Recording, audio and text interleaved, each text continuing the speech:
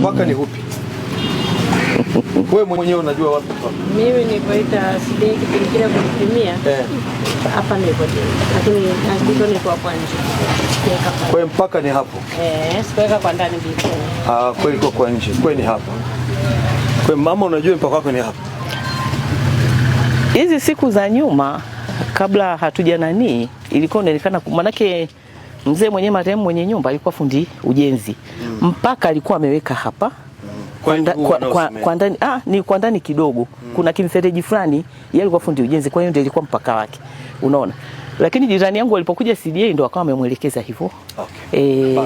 Lakini kwa sasa hivi sababu simeishi muda mrefu. Hamna shida, hamna tatizo. Kwa huku twende mpaka ni wapi? Kwa huku nakumbuka mpaka ulikuwa ni hapa. Kwa kumbukumbu zangu ngoja nimuite.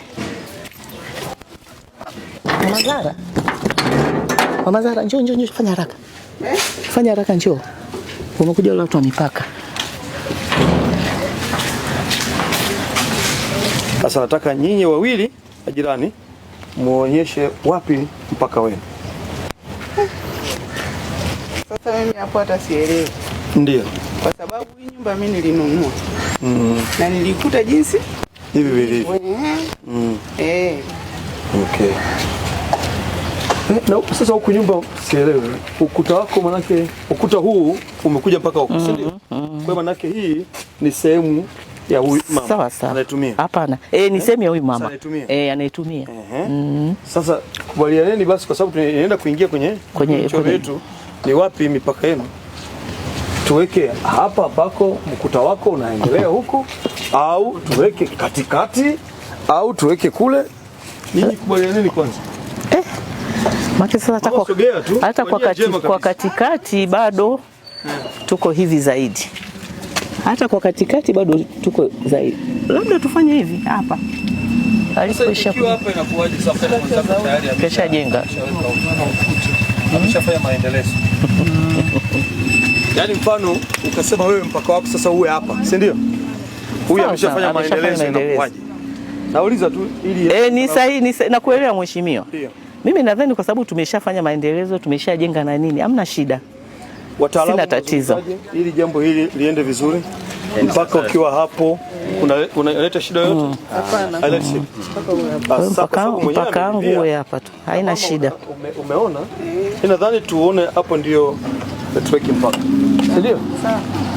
Nimekuja hapa kwa niaba ya waziri wa ardhi ambaye alipokea malalamiko ya mama huyu kuwatokea mwaka 2019 hajapata usaidizi wa kupata hati kwenye ofisi zetu za ardhi. Mimi mwenyewe nimepata malalamiko haya na mheshimiwa waziri ameniambia niende eneo la tukio nije kuona ni nini kinasababisha mama huyu asipate hati. Kitu ambacho nimekuja kukiona hapa, wataalamu wangu wameniambia eneo hili lilipangwa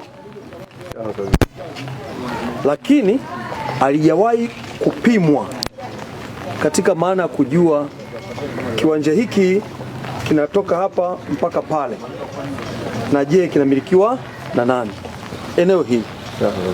Kwa hiyo mama alivyokuja kuomba ilikuwa ni ngumu sasa kumpatia hati kwa sababu ya hiyo changamoto. Sasa kwa sababu leo wataalamu wako hapa waniambie kwa kauli yao jambo hili litakamilika kwa kufanya nini? Mheshimiwa Naibu Waziri, baada ya kupokea maelekezo yako tulifika eneo la site kwa kuletwa na mama huyu mwenye nyumba na tulikuja kubaini kwamba kuna upimaji au hakuna upimaji ili tuweze kupandisha kiwanja chake kwenye mfumo wa sasa hivi wa IRS aweze kupatiwa hati yake. Lakini baada ya kuchukua vipimo na kwenda kwenye kumbukumbu za nyaraka zetu za upimaji tulibaini eneo hili lilipangwa tu kama block, lakini viwanja kama viwanja ndani havijafanyiwa upimaji. Kwa hiyo tulianza taratibu za kufanya upimaji kukamilisha ili viwanja hivi viweze kuingiza zile kumbukumbu kwenye upimaji wetu. Na baada ya hapo sasa viwanja vitakuwa vimeingia kwenye mfumo tayari kwa ajili ya kumilikishwa. Maana yake tatizo la msingi limetatuliwa. Ndio. Sasa maelekezo yangu. Ndio. Leo hii mama jiandae. Sawa. Na naagiza leo hii kabla muda wa saa za kazi za serikali, mama mkabidhini hati yake. Leo hii. Sawa. Mkabidhini hati yake. Asante sana. Na naomba ukiwa kama mjumbe wa serikali za mtaa, wape taarifa kuwa eneo hili sasa limeshapimwa viwanja vyake.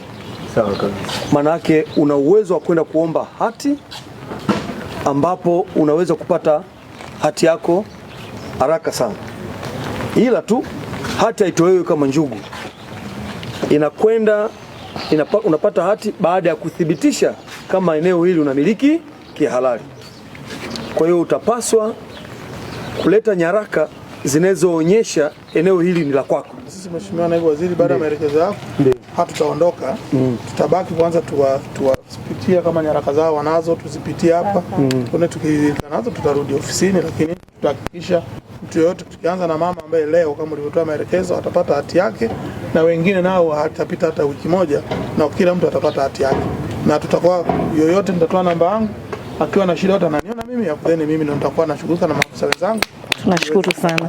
Asante sana. Sasa wewe ndio umetafsiri na kuelewa maelekezo ya Daktari Mwigulu Lameck Nchemba, Waziri Mkuu wa Jamhuri ya Muungano wa Tanzania, aliyosema nendeni kwa wananchi mkawasikilize kero zao.